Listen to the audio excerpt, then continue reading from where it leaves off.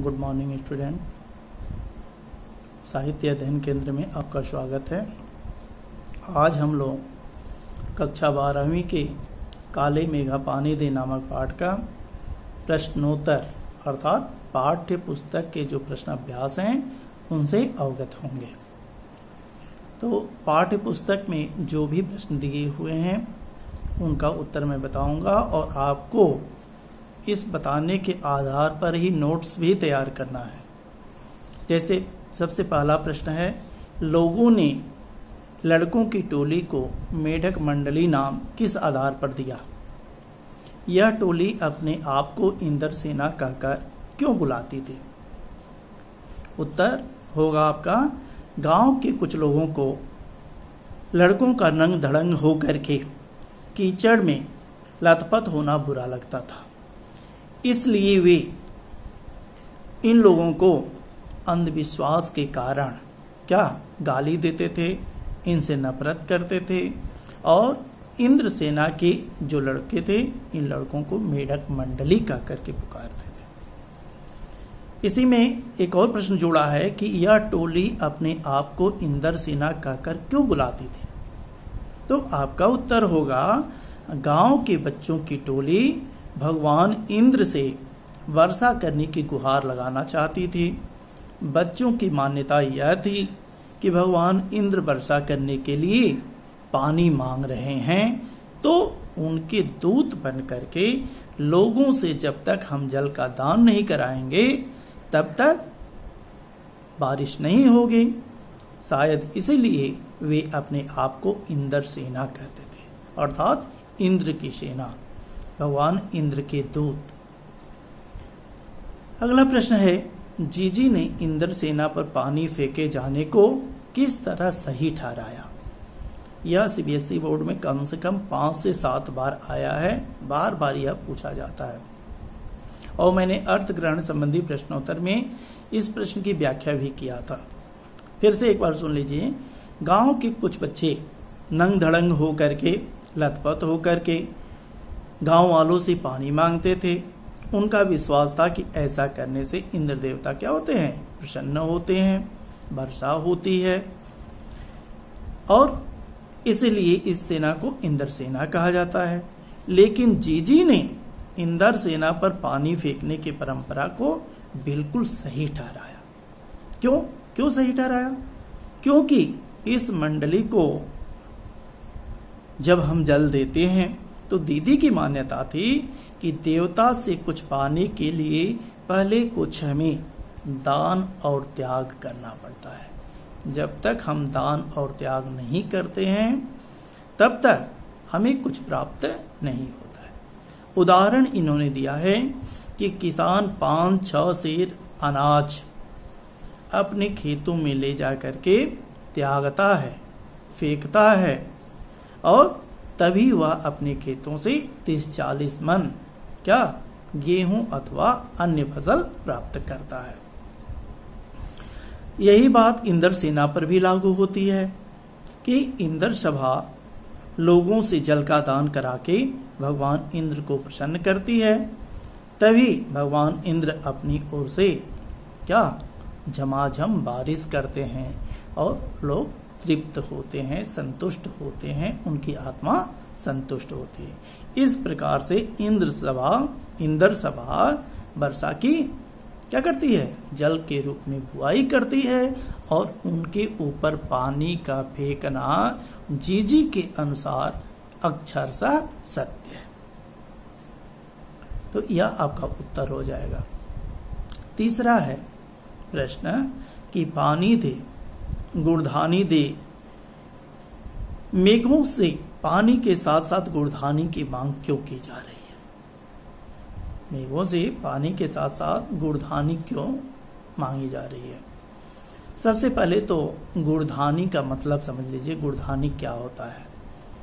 गुड़ और अनाज के, भुने हुए अनाज के मिश्रण से बने हुए लड्डू को क्या गुड़धानी कहते हैं बेटा। तो इन्होंने कहा कि गुड़धानी क्यों मांगी जा रही है? तो गुड़धानी गुड़ और अनाज की मिल से बने लड्डू को कहते हैं। आप जान ही गए हैं, गांव के लड़के भगवान इंद्र से पानी और गुड़धानी दोनों की मांग कर रहे हैं। कारण यह कि बच्चों को पीने और नहाने धोने के लिए एक तरफ जहां पानी चाहिए और खाने के लिए गुड़धानी भी चाहिए। न तो केवल पानी से काम चल सकता है और न ही केवल गुड़धानी से काम चल सकता है। यह गुड़धानी भी किस पर आधारित है? बादलों पर आधारित है। यदि बादल बरसेंगे तभी गन्ना, गुड़ और चना अनाज आदि पैदा होंगे। बादल नहीं बरसेंगे तो न तो क्या पानी की प्राप्ति होगी और न ही फसल की प्राप्ति होगी। तो न पानी मिलेगा और न ही गुड़धानी मिल सकती है। अतः गुड़धानी का दाता भी कौन? बादल अथवा भगवान इंद्र ही है। इसलिए बच्चे बादलों से पानी के साथ साथ गुड़धानी की भी क्या कर रहे हैं? मांग कर रहे हैं।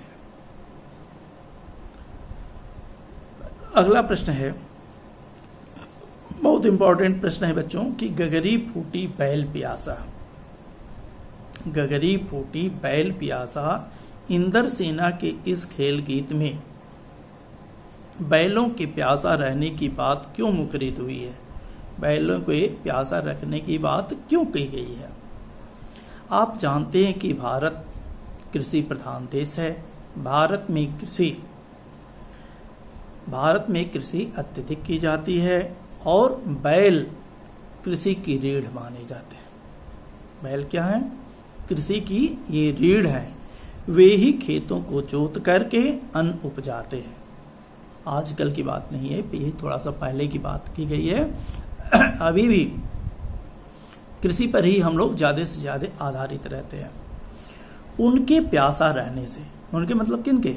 बैलों के प्यासा रहने से सारी हमारी कृषि के नष्ट होने का खतरा व्याप्त रहता है, मंडराता रहता है। अतः लेखक के माध्यम से यही कहना चाहता है, लेखक अपने मत से इस बात की पुष्टि करना चाहता है कि वर्षा के बिना खेती सूखी जा रही है। खेती के आधार कहे जाने वाले बैल आज क्या हो रहे हैं? प्यासे मर रहे हैं। उनको जल तृप्त नहीं कर पा रहा है, जितना चाहिए उतना मिल नहीं रहा है। अर्थात धीरे धीरे यह व्यवस्था क्या होती जा रही है? छीण होती जा रही है, नष्ट होती जा रही है, अर्थभ्रष्ट होती जा रही है। अगला प्रश्न बहुत इंपॉर्टेंट है कि इंद्र सेना सबसे पहले गंगा मैया की जय क्यों बोलती है? नदियों का भारतीय सामाजिक परिवेश में क्या महत्व है? नदियां हमारे भारतवर्ष के लिए क्यों इतनी महत्वपूर्ण है? तो सबसे पहले इंद्र सेना गंगा मैया की जय क्यों बोलती है, इसका उत्तर देखेंगे। इंद्र सेना सबसे पहले गंगा मैया की जय बोलती है। कारण यह कि गंगा भारत की सबसे पूज्य पवित्र नदी है। यह भारत को अन्न और जल दोनों ही प्रदान करती है। अतः इसे मां की तरह हम लोग पूजा करते हैं, सम्मान देते हैं। इस नदी के साथ साथ मां का पवित्र संबंध जोड़ा जाता है। गंगा हमारे धार्मिक संस्कारों में सम्मिलित है। किसी भी पवित्र कार्य में उसके जल को लाए बिना हमारा धार्मिक कार्य संपूर्ण नहीं होता है। इसलिए इंद्र सेना क्या करती है? गंगा मैया की जय बोलती है। दूसरा, इन नदियों के किनारे, भारत में जो इन्होंने कहा कि नदियों का भारतीय सामाजिक सांस्कृतिक परिवेश में क्या महत्व है, तो भारत में सामाजिक और सांस्कृतिक परिवेश में नदियों का अत्यधिक महत्व है। कारण क्या? कि भारत के अनेक ऐसे महत्वपूर्ण जो शहर हैं वह नदियों के किनारे ही बसे हुए हैं। इन्हीं के किनारे हमारे समाज तथा सामाजिकता का विकास हुआ है। नदी घाटी सभ्यता आप पहले से भी देखे होंगे। बड़े बड़े महानगर नदियों का जल स्रोत के किनारे ही बसे हैं। उदाहरण के लिए आप हरिद्वार को देख सकते हैं, ऋषिकेश को देख सकते हैं, काशी को देख सकते हैं और अन्य पवित्र स्थल जो हैं क्या नदियों के किनारे पर ही हैं। हम अपनी संस्कृति का गान करते हुए गंगा, जमुना, सतलज, कावेरी आदि नदियों का नाम लिए बिना नहीं रह सकते। अर्थात हमारे क्या चीज भारतीय सामाजिक सांस्कृतिक परिवेश में इन नदियों का अत्यधिक महत्वपूर्ण स्थान है, क्योंकि ये नदियां हमको रहने के लिए स्थान देती हैं, अपना जल दे करके भारत भूमि को सिंचित करती हैं। तो यह उत्तर होगा। अगला आपका प्रश्न है, बहुत ही इंपॉर्टेंट ये भी प्रश्न है कि रिश्तों में हमारी भावना शक्ति का बढ़ जाना, विश्वासों के जंगल में सत्य की राह खोजती, हमारी बुद्धि की शक्ति को कमजोर करती है। वो कैसे? पाठ में जीजी के प्रति लेखक की भावना के संदर्भ में इस कथन के औचित्य की समीक्षा कीजिए। समीक्षा करने के लिए कह रहा है, यह कथन क्या असत्य है। क्यों? कोई भी भावना सत्य की राह में बाधा नहीं डालती। हमारी भावना सत्य की राह में बाधा हरगिज नहीं डालती है। नहीं जीजी की भावना शक्ति लेखक की सत्य निष्ठा को कमजोर करती है। वास्तव में सत्य पर आग्रह करने वाले भी कई बार तर्कांध हो जाते हैं, तर्क में वे अंधे हो जाते हैं। वे गणितीय भावनाओं के बिना नहीं रह सकते।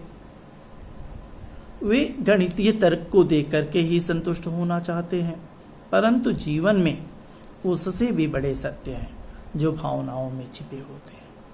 कहाँ पर छिपे होते हैं? भावनाओं में छिपे रहते हैं। जीजी ने तर्कनिष्ठ लेखक को इसी अंधता से बचाया। उसे एहसास कराया कि केवल तर्क और प्रकट परिणाम ही सब कुछ नहीं हुआ करता। भावनात्मक सत्य भी बहुत बड़ी चीज है, उसके परिणाम भी बड़े सूक्ष्म होते हैं। सूक्ष्म भावनाओं के परिणाम भी सूक्ष्म होते हैं। वास्तव में जीजी की आस्था और भावुकता ने लेखक को जीवन की एक नए तथ्य से परिचित कराया। लेखक के सारे तर्क पस्त हो गए। एक के बाद एक लेखक के जितने भी तर्क थे वह सारे तर्क पस्त हो गए। सच तो यह कि भावनाएं तर्क सत्य में संतुलन पैदा करती है, बाधा उत्पन्न नहीं करती हैं। वे हमारी बुद्धि की एकांगी शक्ति को संपूर्णता प्रदान करती हैं। अतः हम यह कह सकते हैं कि उपर्युक्त पाठ में जो यह कहा गया कि रिश्तों में हमारी भावना शक्ति बढ़ जाती है, यह बिल्कुल असत्य है। ऐसी कोई बात नहीं। तो यह है बेटा आपके पाठ्य पुस्तक का प्रश्न होता है। कुछ अन्य महत्वपूर्ण प्रश्न भी बनते हैं जिनका उत्तर जानना आवश्यक होता है। जैसे सबसे पहला इसमें प्रश्न बनता है कि काले मेघा पानी दे नामक पाठ का उद्देश्य, प्रतिपाद्य संदेश क्या है। कभी कभी सीबीएसई बोर्ड में उद्देश्य पूछता है, तो कभी इसका प्रतिपाद्य पूछ लेता है, तो कभी इसका संदेश पूछता है। अलग अलग तरीके से बदल बदल करके पूछा जाता है। तो आप काले मेघा पानी दे नामक निबंध के दो उद्देश्य हैं। पहला उद्देश्य क्या है कि जीवन में तर्क और आस्था अपनी अपनी जगह पर दोनों ही सत्य है, कोई गलत नहीं है, दोनों सत्य है। तर्क केवल वैज्ञानिक तथ्य को सत्य मानता है। आस्था भावनात्मक सच्चाई को पुष्ट करती है। दोनों जीवन के लिए अनिवार्य है। जीवन में दोनों का ही महत्व है। तर्क टूटने वाला है, ध्वंसशील होता है, जबकि सत्य उसकी समझ में नहीं आता, वह उसे नष्ट कर देता है। दूसरी ओर आस्था अनहोने सत्य को भी स्वीकार करके मन को संस्कारित कर देती है। आस्था यदि है तो क्या आपके मन को संस्कारित करने का कार्य करती है। अर्थात इसमें दोनों का अपने अपने जगह पर अलग अलग महत्व दर्शाया गया है और दोनों ही आवश्यक है। तर्क भी आवश्यक है और आस्था भी आवश्यक है। अगला दूसरा संदेश यह है कि हमको जीवन में यदि कुछ प्राप्त करना है, जीवन में कुछ पाने के लिए त्याग करना आवश्यक है। त्याग की महिमा पहले से ही गाई गई है कि बिना त्याग के हम कुछ भी प्राप्त नहीं कर सकते हैं। जो लोग त्याग और दान के संस्कार को नहीं समझते हैं वे देश में भ्रष्टाचार का नंगा नाच करते हैं, वे ही समाज को लूटते हैं। आपके धर्मशास्त्रों में कहा गया है तेन त्यक्तेन भुजिता मां गृधा कस्य स्वीत धनम। तेन त्यक्तेन भुजिता मां गृधा कस्य स्वीत धनम। ईशावास्यम इदम सर्वम यत् किंच ईशावास्यम इदम सर्वम तेन त्यक्तेन भुजिता। क्या? तेन त्यक्तेन भुजिता, भोग करो लेकिन त्याग के साथ में भोग करो। मां गृधा, लोभ न करो। कस्य स्वीत धनम, आके दिया धन किसका है। तो जब तक आप त्याग नहीं करोगे तब तक आपको कुछ प्राप्त होने वाला नहीं है। यह चैप्टर यही बात को पुष्ट करता है कि कुछ पाने के लिए हमें कुछ त्यागना आवश्यक है। जैसे किसान कुछ पाने के लिए अपने पास से त्यागता है। सबसे पहले अच्छे किस्म के बीज को ले जाकर के खेतों में फेंकता है, तभी उसको 30-40 मन क्या अनाज की प्राप्ति होती है। यदि वह अपने घर से अच्छे बीज को ले जाकर के न फेंके तो उसे इस तरीके से लाभ प्राप्त नहीं होगा। तो इस तरीके से आपका यह चैप्टर काली मेघा पानी दे क्या समाप्त हो जाता है। और अगला चैप्टर पहलवान की ढोलक मैं वीडियो के अगले अंक में आपके यहाँ प्रेषित करूंगा। तब तक के लिए धन्यवाद। हाँ, यह जरूर है कि सभी बच्चों को इस ऑनलाइन पढ़ाई के माध्यम से ही नोट्स तैयार करना है। स्कूल जब खुलता है तो जितने चैप्टर पढ़ाए गए हैं उनके नोट्स आपके पास होने चाहिए। यदि नोट्स नहीं होता है तो आपको क्लास में अनुमति नहीं दी जा सकती है। इसलिए आप नोट्स तैयार करेंगे। हर एक चैप्टर का जितने पढ़ाए हुए चैप्टर हैं उनके बाद ही नोट्स तैयार कराया जाएगा। धन्यवाद।